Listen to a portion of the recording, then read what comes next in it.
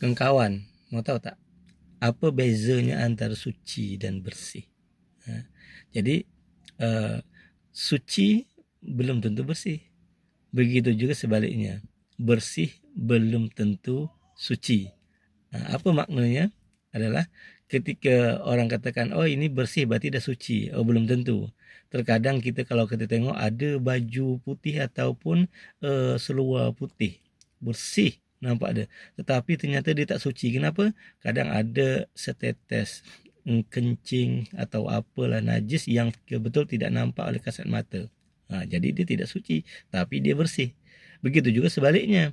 Kita tengok baju atau pakaian putih atau yang agak pakaian terang, dia berlumpur, kena tanah banyak, kena nampak dia kotor.